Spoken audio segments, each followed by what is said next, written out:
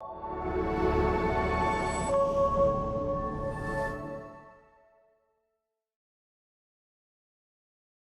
everyone, it's me, Adam, the co-host of Rest for the Wicked. You're seeing me again for a couple of reasons. One, a few episodes ago, we talked to an expert about non-sleep deep rest or yoga nidra as a means to supplement folks who are having challenges with sleeping. I am a person who is still challenged with sleeping. In spite of some of the great advice we got from Brenda Lee Rooney in that episode, it's there's more to it than that for me. I'm staying in a hotel right now in Calgary, beautiful downtown Calgary, and I know that no matter what, I will struggle to get a good sleep tonight. The first night in a hotel is always a challenge. But I'm having challenges sleeping at home, getting the right amount, being able to fall asleep, I guess, quickly enough. I don't think I have restful sleeps. In fact, my wearable device will tell you I achieve very little REM sleep. And so, what I need is an expert to tell me about some of the techniques I can engage in to sleep better. I know that Lisa needs the same thing. She and I are both notoriously bad sleepers. We've texted each other late in the, I was going to say evening, early in the morning to talk to each other about some of the challenges we're having or just to distract ourselves from not being able to sleep. So if you're like me and sleep is a bit of a struggle, maybe you experience insomnia or something else, then I'm hoping that the expert we speak to today can give us some great advice. I know she will give us some great advice, in fact. So come with us on this journey today.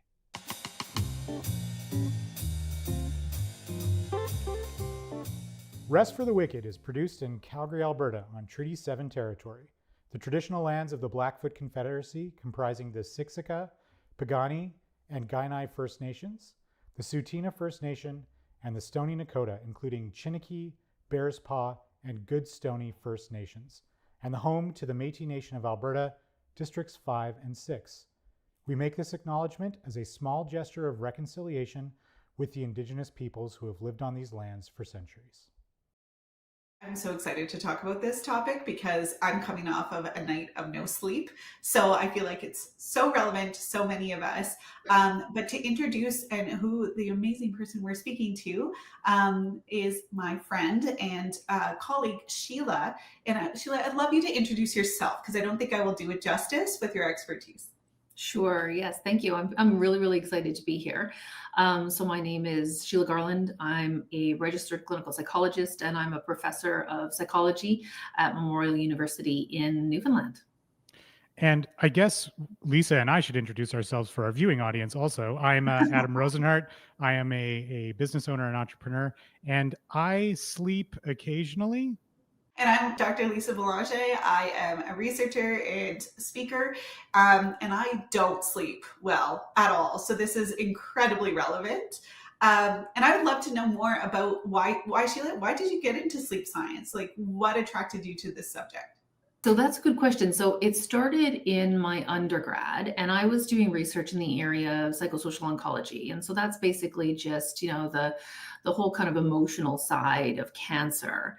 And of course, as you guys can imagine, when you're diagnosed with cancer, that's a big disruption to your life and it can affect people's sleep. And nobody was really paying attention to the sleep that people with cancer were getting or were not getting and how to effectively address that. So I started investigating interventions to improve sleep in cancer survivors. And then it exposed me to this whole other world, like the whole kind of global impact of stress on sleep and how much sleep just is related to every single physical or psychological or lifestyle change. And it got me really, really excited because it was just so relatable and applicable. And as a clinical psychologist, when I'm working to help people, one of the ways you can make such an improvement in somebody's lives is to get them sleeping better. So it's been an area, both research wise, I've been very interested in, but also clinically, I see the impact that I can have. And then that just keeps me interested in doing more. It's so interesting you say that because about 10 years ago, I was writing a paper on sleep and I asked a friend of mine that's an endocrinologist, so an expert on hormones, essentially human hormones. And I said, what happens to the hormones, your hormones, if you don't sleep? And she goes, oh, I don't know. And I thought that was such an interesting answer that it's simply not investigated. I'm sure it's much more now, but to your point, people weren't paying attention to the impact or the potential benefit of sleep science. Yeah, absolutely. So I've been doing this now I'm going to age myself, probably close to 20 years. And I have seen just this like explosion of interest. I think it started with like Ariana Huffington. She started talking about how much she loved sleep and needed sleep. And then, media started getting into it and it became almost, probably, we can talk about this too, but a detriment. Like, people started, obsessing and really hyper focusing on their sleep and talking about sleep hacks and everything else like that. And, all the explosion in sleep wearables and tracking. And so now I see the pendulum has kind of swung where, there's a lot of attention on sleep. So it's great. We're learning a lot more, but that might also be causing problems. Interesting, because this next question is kind of like, I guess, based on the attitude that Ariana Huffington had. Like, we all know sleep is important, but from a rest and respite perspective, maybe give us your most convincing argument that it's something we should invest in right now. Yeah. So everything else that people want to achieve and accomplish in their life rests on a foundation of sleep. So people, and I think, maybe we might argue about this, Lisa, but it would be like, okay, if people are going to prioritize physical activity, they shouldn't be doing that at the expense of sleep, because your physical performance is not going to be as good. It's going to be compromised if you don't have the bedrock of solid sleep in order to maintain and sustain that. Same with people are always talking about, well, you need to make healthier food choices. You're not even going to do that if you don't have restorative sleep, because sleep is what regulates your appetite hormones during the night. So sleep is that foundational health behavior without which it compromises everything else we aim to do. When we think about emotional regulation, when we think about cognitive performance, when we think about, physical health, well-being, immunity, all of those things are regulated and optimized by sleep. So it would be like, if you want to have success in these areas, you need to get adequate sleep for you. And that might be different. Like for some people, adequate sleep might be 5 hours. For other people, it's going to be 9. But for you, adequate sleep is necessary for optimal health and functioning. And I love this because it's something I could absolutely agree with you on with my children. Like, I've never had such a keen interest and emphasis and investment on sleep for my kids. I will say I don't do it as well for myself, but like, I know that my kids are not regulated if they are cut short on sleep. Like, my son had hockey training till late last night and he didn't get down to bed until 9:30. And I know that will have an impact after school today. It is so clearly linked. But again, as an adult, I don't do that for myself as much. No, and I think that, obviously we take shortcuts. Right. So, we're often prioritizing other people's needs above that of our own. And I think sometimes, short term, we can handle that. But then long term, that's when things really start to kind of get dicey. You will notice short term impacts of insufficient sleep or poor quality sleep. Like, you might feel sluggish the next day. You might not be functioning kind of top notch, but health impacts are more likely to be noticed in the long term. So I know that there's issues with getting to sleep And that's a lot of what the conversation's around, and we'll certainly revisit that. But what should we do for those people, such as myself, that find ourselves awake in the middle of the night, let's say 3 a.m.? Yeah. So that's really common and quite funny. So I think understanding why we wake up at 3 a.m., we need to know something about, kind of how our sleep works, right? So 3 a.m. usually represents about the midpoint in somebody's night, whether or not they fall asleep at 11 or 12, or, it's usually around the midpoint. And, when we're asleep, we're not in some steady state. Our mind is actually sort of fluctuating and alternating through the various stages of sleep. So we have 4 stages of sleep. Non-REM is in 3 stages, and then we have a REM stage. So we're cycling in and out of these sleep stages throughout the night.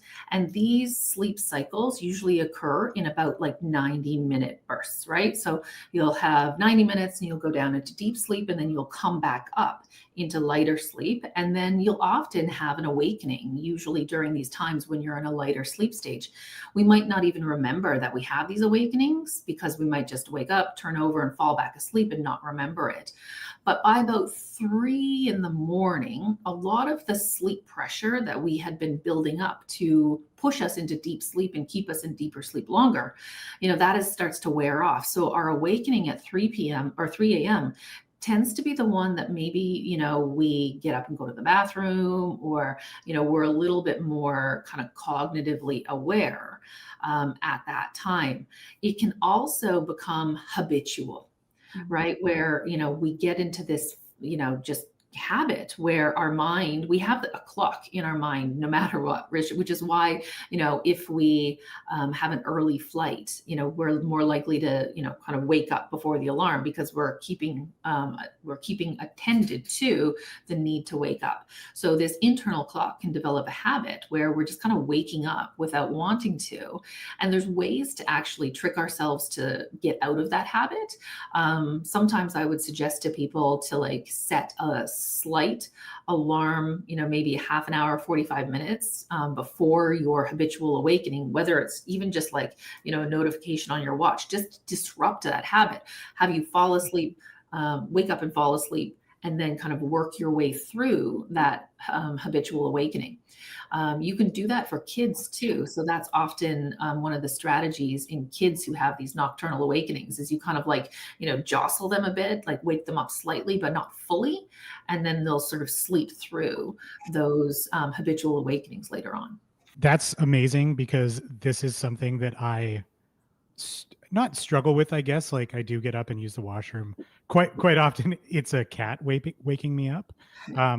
But I wonder, like, for the folks who do wake up at 3 a.m. or whatever, what's a great way to fall back asleep if you're awake, you've gone to the washroom, and maybe your mind starts racing? Is there a strategy for that? Yeah, so I think, this becomes complicated because we also don't want to pathologize waking up, right? Because depending on where you are in your lifespan, these wake ups can be normal, right? So, the days of, adolescence and young adulthood where you're like dead to the world, sleeping out, like no problem, nothing's going to wake you. As we get older, our sleep does become lighter. So it is more normal to wake up maybe 2 times a night. And what the difference is the staying awake and the mind turning on and that sort of stuff. That's the trick. But I also want to make sure that people aren't engaging in things that would make it more likely for them to wake up in the middle of the night. So one of the most important things that promotes a restorative sleep is something called sleep pressure. And so that's just a homeostatic mechanism that kind of builds up in our brain. It's actually controlled by a neuromodulator called adenosine. So that neuromodulator builds up in our bloodstream throughout the day, the longer that we're awake. And then that helps us fall asleep faster and stay in deeper sleep longer. What happens sometimes is that people will either sleep in, right? So they start building sleep pressure later in the day, or they'll go to sleep earlier before they really should be going to sleep and spend more time in bed. So for example, if I am a 7-hour sleeper, you've got 24 hours in a day, you need 17 hours of sleep pressure to build up to make sure that that 7 hours of sleep I need is like consolidated and good quality sleep. I go to bed before that, I might be able to fall asleep, but then I might find myself waking up in the middle of the night because I don't have enough sleep pressure to sustain me throughout the night. Does that make sense? It does. And I think this is something that isn't talked enough about. Like you hear about so many of the sleep hacks, but actually making sure you have that sleep pressure. And for me, I know for sure, I travel often, I'm across timelines. I struggle with this for sure. Because as soon as I see a bed, I'm like, I'm getting in it. If somebody has to like keep themselves up for a little while to create that sleep pressure, what are some good things to engage in? Yeah, and so that's actually what I will tell people is if you want to get rid of that time in the middle of the night that you're awake, you need to squeeze it out. You need to make sure that you wake up at a time that will allow you to function, right? That you're not sleeping in to try and compensate for that lack of sleep at night, but that you have enough sleep pressure as you stay awake later to make sure that your sleep drive is really strong and make sure that once you go to bed, boom, you're out and then you'll be in deeper sleep longer. So, you can do all of the things to try and keep yourself awake that people tell you not to do. Right? So, as long as I tell people to have like at least, maybe about an hour or so of a buffer zone before they want to, their designated kind of like bedtime. So if you're planning, okay, I'm going to go to sleep at midnight, which is not a bad thing, that about 11 o'clock, I'm going to start winding it down. Sometimes people start winding down way too early. They're like 9 o'clock, they're in dim light, they're not doing anything on their phone or whatever, right? Maybe that's just too early for you. You end up falling asleep too early and then waking up in the middle of the night and you're wide awake. So, be on your phone, do your hobbies, whatever else you need to do. Like people have freedom. They don't feel like they're forced to try and go to sleep to, meet some sort of standard that they think they're not meeting. It would be, do whatever you want to do. But then at 11 o'clock, shut it down. Do something that's in dim light, sedentary, pleasant, non-stimulating, relaxing. And then that's when you would prepare yourself for maybe kind of transitioning into sleep. But it might not be needed before then.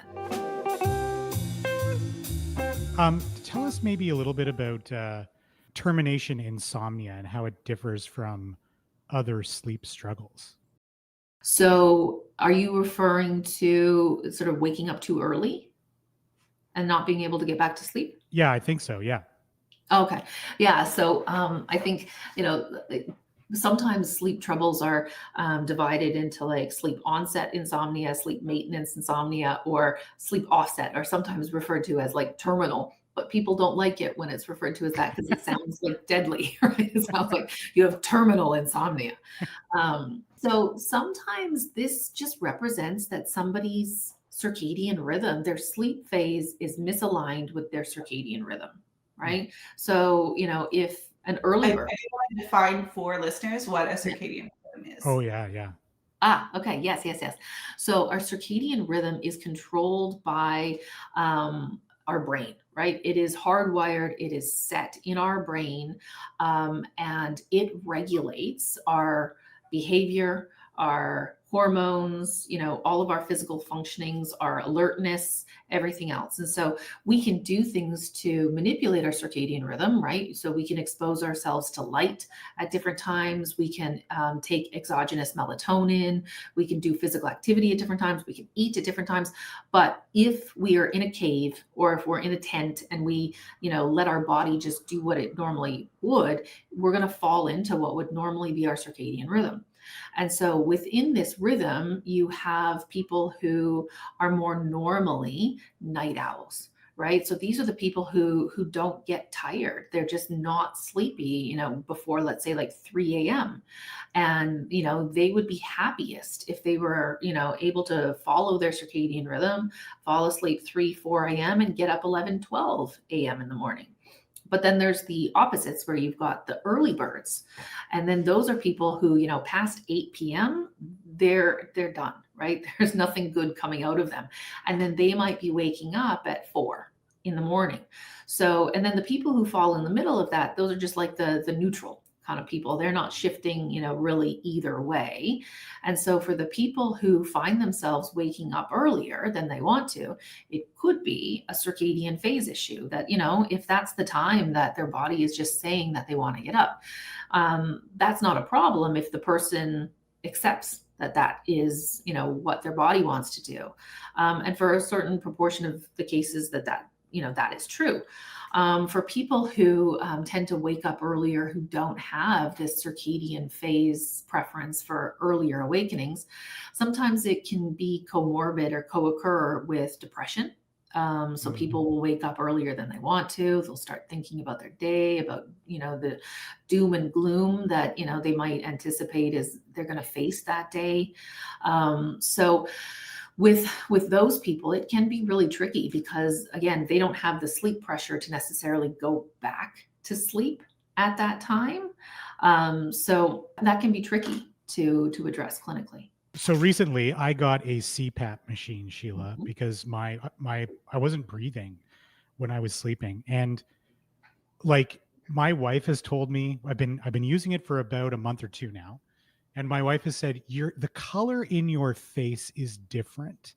And I thought it was so interesting because it never occurred to me. I mean, she knew that I'd stop breathing sometimes while I was sleeping, but it just never occurred to me that like something else was affecting the quality of my sleep. I just thought I just wasn't good at sleeping. And so you're talking about like the comorbidity of depression or other things. Are there a lot of people who just don't realize that these other conditions may be impacting their sleep, and how do we get them to start to think about that, I guess? Oh, 100%. And let me ask you, has the CPAP machine changed your life? Like, how do you feel? Yeah, like, okay, so now I'm just getting used to wearing a mask while I'm sleeping, but like I'm sleeping better than I have in probably 15 years. Yeah. Yeah. Yeah. It's amazing when people who have untreated sleep apnea actually start sleeping better. They're like, it is night and day. So yeah, I think for you with the beard and everything else, the mask fitting might be a bit of a challenge, right? And some people, they struggle a bit with claustrophobia, but there's ways to be able to address that. Sleep apnea is one of those things that people just don't talk about at all, but it is so, so important because what happens when somebody has sleep apnea is when you go into deeper sleep stages, your muscle tone also relaxes. So for somebody with sleep apnea, if the tissue around the airway is relaxing, it's more likely to cause a complete or partial blockage of the airway. Mm-hmm. So then your brain is actually bringing you out of deeper sleep each time your body tries to go there. So for people with sleep apnea, they're not getting deep sleep and they're not getting REM sleep. This might be silly. I like Lisa and I, we talk about sleep a lot, but like I dreamt for the first time last night. I couldn't remember my last dream. So it was like, I'm the kind of person who, when someone like tells me about their dream, I'm like, oh, this is so boring. But I texted a friend of mine who was in my dream and I was like, you'll never believe this. And it didn't occur to me until like 15 minutes later. I was like, oh my gosh, that's the first dream I can remember in years. Yeah, no, absolutely. So you weren't getting REM sleep, right? Mm-hmm. And so when people go on CPAP, oftentimes if they're in a sleep center where they're actually being monitored overnight, they'll do what's called a split night test, where the first half of the night they'll just monitor you naturally, no mask, and then the second half of the night they'll put the mask on. And what they see happens is your brain actually goes into what's called REM rebound. So it'll go into REM sleep and it'll stay in REM sleep really, really long. And that's not typical because, as I explained, you cycle through these sleep stages. So people with sleep apnea, because they're not getting the deep restorative sleep, they're not getting the physical restoration. And with REM sleep, that's more for like memory, emotional regulation. So if they were having mood symptoms before, really kind of maybe down, low, some of that seems to, go away and definitely improve. So yeah, it can be night and day for people with sleep apnea. It definitely has been. I will attest that Adam is a different color and definitely more energy in the last little while. And as you mentioned, we talk about sleep a lot. In saying that, like, are there any myths around that you hear often about sleep that are simply untrue? Oh, so many. Like, So many, so many. And the medical professionals, they perpetuate a lot of these myths as well. So, maybe the most obvious one is that, 8 hours is somehow the perfect amount of sleep for you. And if you're not getting that, then somehow it's wrong, or you're not getting enough, or there's going to be health impacts. So, that's not true. We don't know what we have no good way of saying what is a good amount of sleep for somebody. It's basically, this is the amount of sleep you need in order to function and feel rested throughout the day. And as I said, that can range anywhere from 6 hours until 9 hours. And even when we do like large epidemiological studies, you'll actually see, within that's kind of like the protective area. Anything less than that, you see health impacts starting to come up, and anything more than that, you see health impacts. So it's like this is the optimal range, and then at the ends, that's when problems start happening. So that'll be the first one, is that 8 hours is somehow the best. I hear another one, which is funny, that you have to get sleep before midnight, and that is somehow like the optimal sleep. And that if you fall asleep past midnight, then somehow your sleep is not going to be as good. And that has absolutely no evidence behind it. I think, one of the sleep myths right now, I think, is, that your watch is a good assessment of your sleep. And, that in large part is not the case. Especially for people who are not great sleepers. So the watches, the sleep trackers, they don't do a terrible job at people who say that they're good sleepers, right? So if you were to compare them to like gold standard polysomnography, they do a relatively okay job assessing your sleep. But in people who are not good sleepers, and those are the people who want to be monitoring their sleep, they're terrible. They're really not very good at adequately measuring sleep, and they cause more harm than they do good, because people will come in for treatment being like, my watch told me I wake up 56 times a night or something like that. And it's like, no, it's trying to infer sleep based on the presence or absence of movement. So even if you're moving around, right, it's going to mistake that for being awake. Tell me a little bit about the sleep environment and how much that matters. And then connected to that question, well, you know what? I'll let you answer that question, Sheila. And then I have a question relating to, this is going to sound a little sexy, but what the bedroom should be used for. So first question, how much does the sleep environment, like temperature, noise, and light, really matter for our sleep?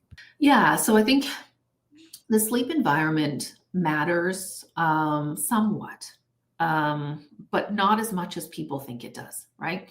I think the sleep internal environment matters way more than the external environment.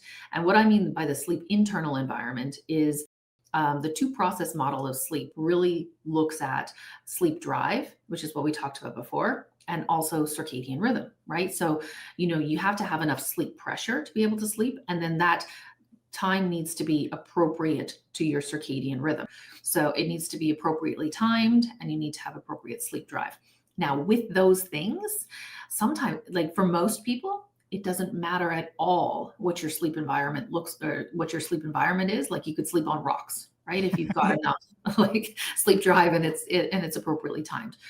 So for people who might be, temperamentally, a little more challenging to soothe or relax, that's where the external sleep environment does come into play.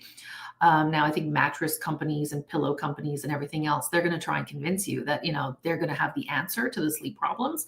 Most of the time, it's not. Generally, you need to have a dark environment. Just because of circadian rhythm issues. And you also want to have a cool environment, right? Because we want our body temperature to drop. That helps with sleep onset. So you want a cool environment, and you want a quiet environment. You want to kind of like block out that stimuli. So dark, cool, and quiet are the most important aspects of a sleep environment. I'm somebody that really appreciates white noise, Yes. right? So like, is that too loud? Is that something that's disruptive, or am I normal? 100%, right? So that helps because it buffers, right? Because your Right. mind, your brain, is paying attention to differences in sound when you're sleeping. So, this relates to people who say, "Oh, I need the TV to fall asleep," right? I can't fall asleep without the TV. And I will try and wean them off of the TV in order to get them onto like a white noise or something like that. Because, in the time of commercials, commercials are always louder than the actual Yeah. show, right? So you would have the brain recognizing that these commercials were louder, or the differences in the sound, and it would cause these arousals.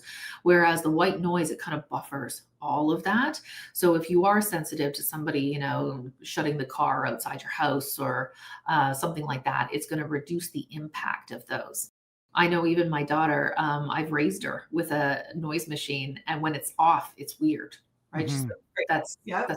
that's unusual. So yeah, no, white noise machines, great for babies, and also good for grown-ups.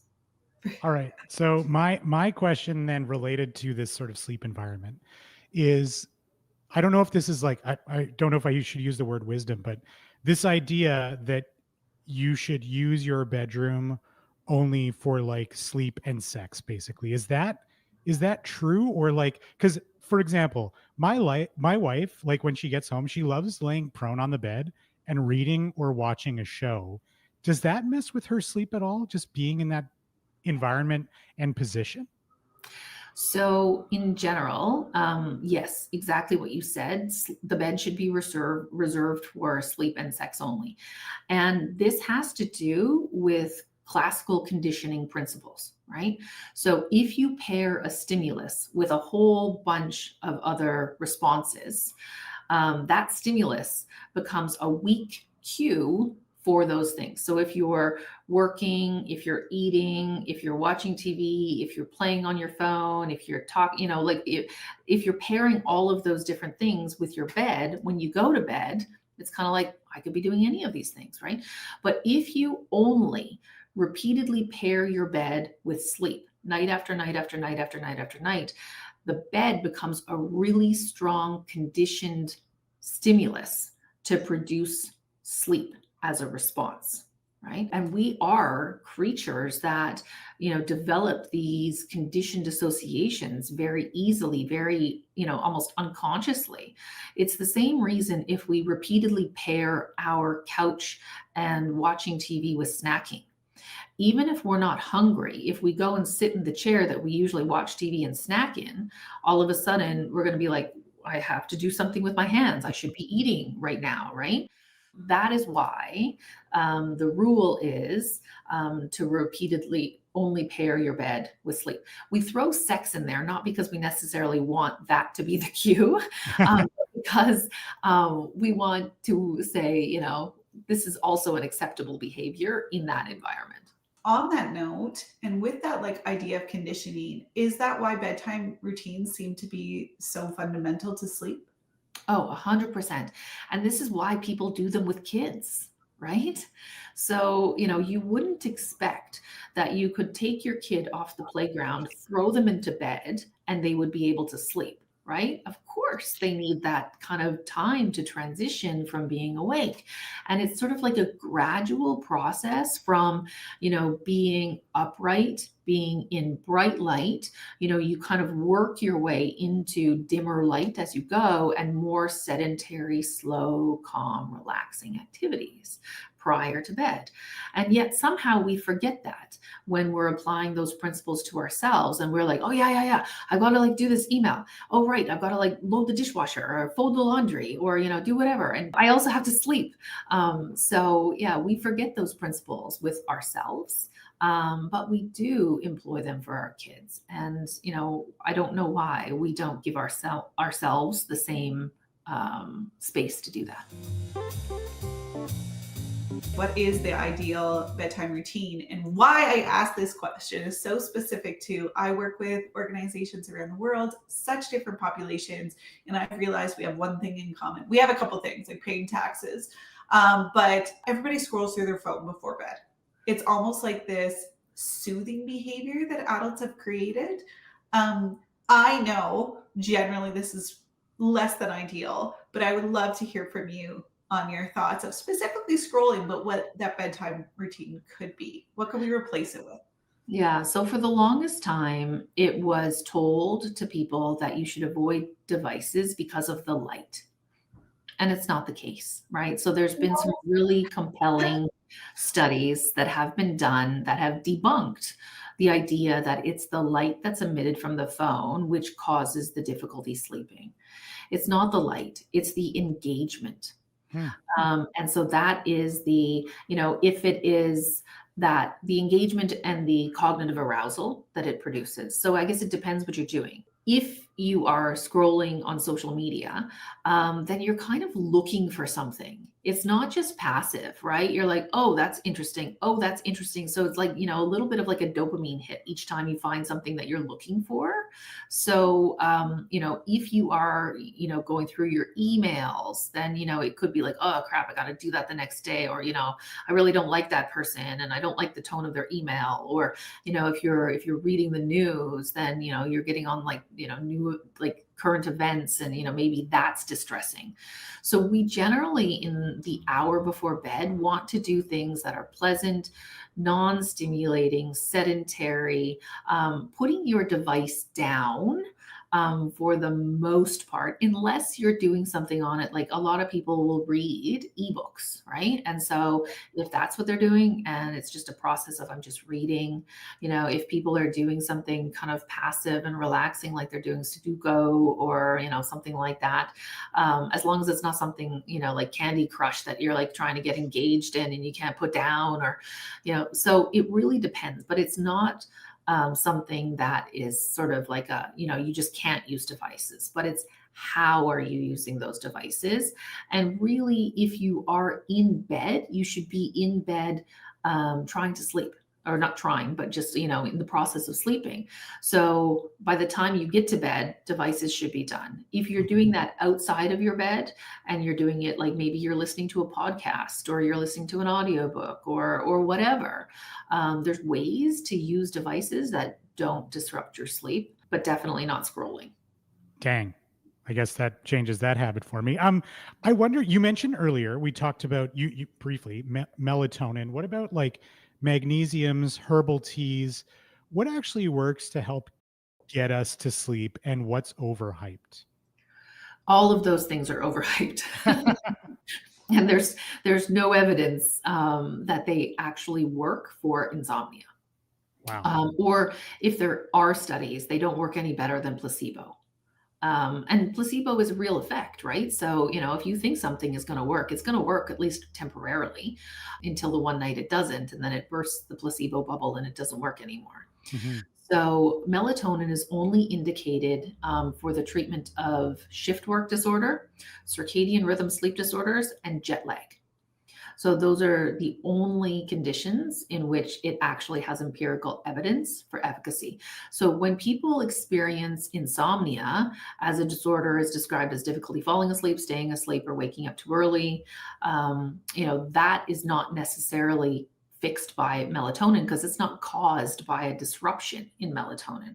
A lot of time it's caused by behaviors, and it's also caused by arousal, right? So like I'm just, anxious or, there's other emotions that are getting in the way of me being able to sleep. So when I recommend magnesium, I do so for usually either periodic limb movements, so like leg twitches, leg cramps, those sorts of uncomfortable physical things in the feet, legs, or calves that can get in the way. And so magnesium can have some benefit for treating those like leg cramps. But then I recommend it needs to be taken with calcium because calcium helps the magnesium be absorbed. So that's the evidence for magnesium is if there's something getting in the way of your ability to sleep. Chamomile tea, it helps because tea is relaxing and probably you're sitting down, it's peaceful, right? Pleasant. You're having some nice comforting tea, right? Warm milk, right? So it's not necessarily what you're consuming. It's like the environment in which you're consuming it is having more of an impact than, the actual supplement or whatever you're having. That's the thing, right? It's the habit. It's something I do on the road. Because it's almost available in every hotel room. So it's become like a tradition of mine to have some tea, like chamomile tea is usually what they have access to. So certainly something I do, but I never thought of, just the habit formation of it. How does sleep or the lack thereof or the benefit from spill over to mental health, mood, and work performance? I think so many of us, especially at a certain age, like younger ages, like, but how can it help us perform? Yeah, so that gets to one of the main functions of sleep, right? So when we think about, and I mentioned this a little bit before, but certain stages of sleep are responsible for more of emotional regulation, cognitive performance. So, that is what sleep does, right? Sort of like, sleep helps us form memories. Sleep helps us learn, right? The days of people trying to pull all-nighters and then trying to, get a good mark on an exam, right? We know now that, you need to actually sleep so you can form those memories long-term in your brain. Or, the reason why we're a little bit more moody or emotional when we haven't had a good sleep is because our brain didn't get the chance to really help us process those emotions, right? And I think people will relate to the fact that sometimes, we wake up and, we've had, an emotional dream and we're mad at somebody in our dream because of something that they did in our dream, and the person didn't do that, right? But we know that like dreams help us process. That's the foundation. We know that sleep disturbance is a consequence, or it's something that co-occurs with virtually every other psychological and physical disorder. So it's a key symptom of depression and anxiety, post-traumatic stress disorder. It also is disrupted in so many disorders that have to do with, painful conditions, cancer.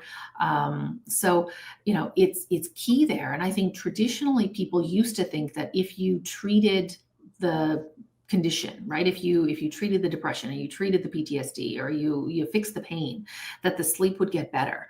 And we know now that once the sleep problem has sort of gotten stuck, right? It's become chronic. It gets a life of its own.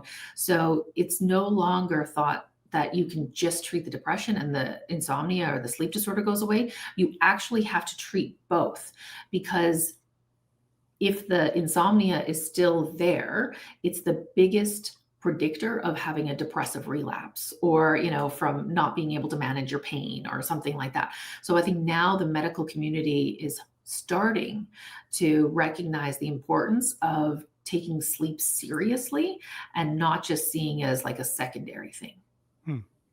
Now, if someone came to you, and this would never happen, but they're like, I want to change one habit tonight to sleep better, not knowing a ton about the person, Sheila, what would you recommend they do? And I just want to point out, you say that would never happen. I'm so keenly I guess to so. this response. Like, Get up at the same time every day, no matter how much you slept. Okay, wow. But I want to sleep in. That's my answer, right? Because your wake up time is what sets your sleep homeostat, right? So if you want to sleep better at night, you need to keep your wake up time consistent, because that's what's going to make your sleep more regular. And so you need to start there with the wake up. Can I ask a very selfish question about exactly that? Yeah. If I'm crossing time zones, You're complicated, Lisa. I mean, generally true, but like if I'm crossing time zones and I try to take that awake time seriously, how close is close enough? Like, can I be within an hour and it's about the same effect, or does it have to be pretty spot on? Yeah, so time zones are tricky. And so generally it's going to take your body 1 day for every hour of time difference to adjust. So I think it depends how big of a difference you are thinking about. So 1 hour might not seem like very much until you consider how much disruption daylight savings time Right. does to people, Mm. right? Which is just 1 hour, and people freak out. But there's also, really strong evidence that it's like linked to increased car accidents and heart attacks and, a whole bunch of health concerns too, just that change in the 1 hour. So, crossing time zones, is tricky. So 1 hour is, not terrible. But, yeah, I think that's a bit of like a complicated thing because it depends how long you're there and then how you kind Yes. of come back. Like there's a lot to manage in people who travel time zones for a long time. And there's a whole massive like science around optimizing that. And they've done it really well for athletes, right? Sort of like optimizing their sleep if they're traveling, back and forth for games and whatnot. They've got specialists that are just doing that as their full-time thing. I'm going to look into that. Now, my next question, I want to fully be transparent. This is Adam's question. Not that it's not a question, but I'm going to ask it. Can you die from lack of sleep, or would you just fall asleep? So the answer to your question is no, you can't die from lack of sleep. But I will say there's like really interesting genetic condition, which was called fatal familial insomnia. So this is recorded in medical records, and it was like, basically a family of people that they developed this insomnia, and eventually they died. That's obviously something that doesn't happen to most people. So what happens is people will have bad sleep, bad sleep, bad sleep, and then they'll usually have like a night of like good sleep, and they'll be like, oh, and then but they'll get into this pattern of like bad sleep, good sleep, bad sleep, good sleep, right? But that is actually evidence of this sleep homeostat in action, right? But it's usually the arousal that gets in the way because, somebody's like, am I going to sleep tonight? I'm not going to sleep tonight. And they get themselves really, really worked up about the, what's going to happen if I don't sleep, that actually prevents them from sleeping or makes it much harder for them to sleep. And it's not until their sleep homeostat gets so strong that overcomes that arousal that they actually have a night of sleep. But then it just keeps going because they're like, oh, finally, I got a good night's sleep. I really want a good night's sleep again. And then that pressure just like, keeps the cycle going. So, like, is the advice then to be a little bit more nonchalant about it and just being like, well, I'm comfy and I'm relaxed and that's good enough for tonight, right? Like, how do you then prevent that, I guess? Yeah. So the nonchalant is great, right? So the more we get anxious and the more we try and control our sleep, the more it pushes back. But I would say as long as you're not being like, oh, I'm nonchalant, restless, or just resting in bed, right? We want to keep that like, bed is for sleeping and sex only. So if you're not Right. sleeping, go be nonchalant and rest, somewhere else. This is great advice, but I swear to God, if I open my bedroom door, my son wakes up. My 9-year-old wakes up. Like there's something about my door that is the loudest noise. It's not loud at all, but it's the loudest noise to him. So I'm like so limited on where I could go without disrupting other people's sleep. Yeah. Yes. That I'm in a really bad. So I should just at least get out into a chair. Like I should just do something to get out of bed. Or even sit up, right? Because so when I work with people with mobility challenges, maybe they're at high risk of falling or whatnot, we don't ask them to get out of bed at night, right? So, but when you sit up, you're no longer trying. You're like, okay, I'm just gonna, be here. I'm gonna do something, but you're not wanting to say, I'm gonna start working. Right. Right. So you're wanting to pay attention to the conditioned association and the, what are you doing? How are you reinforcing that behavior again? So, but if you're doing something that would be consistent with the things you would be doing in your buffer zone. So doing something pleasant, non-stimulating, relaxing, sedentary, and dim light, right? So that might mean you're reading a book, right? But your dim light, you're not going to sit there and try and sleep. The more we try and sleep, the more it backfires. Like one of my clients, I remember, handed me one of those like finger traps, the things that you stick your fingers in, and the more you really try and pull them, the more the trap kind of like sticks your fingers in there. He was like, this is what I learned from you. Here's my like, my gift. And I thought that was a great analogy because it really is. The more, you can only get your fingers out by just like, not really trying. all that much to get them out. Do you know how hard this is as a AAA personality to be like, try less, right? But it's exactly that. It's letting go and trying less. You know how a lot of people pay attention to like, trust your body for hunger cues, right? Or like trust your body in all these other ways. Trusting your body knows how to sleep, right? We don't need to do anything to sleep. This is something biological, and we try and control our sleep. But imagine if you were like, I'm going to try and control my digestion, right? How much anxiety that like you'd end up with ulcers if you're like, I need to digest my food more, or, I'm going to control my breathing and, end up passing out, or like, those are all just biological things that our body does naturally. And so is sleep. But we get in there and we muck it all up. Sheila, this has been such an enlightening conversation. I think for me, like there's actionable things from our chat that I feel like I can bring into the bedroom tonight, not to sound too salacious, but I wonder, just as a last question, to give you the opportunity to maybe share with us, to you, what is one of the most exciting new discoveries in sleep science right now? Yeah. So let me think about that for a second. This isn't necessarily like, hot off the presses, but it's recent enough when you think about how long science takes. So, probably in the last decade, we have discovered more about the importance of sleep for the prevention of neurodegenerative conditions like dementia and Alzheimer's.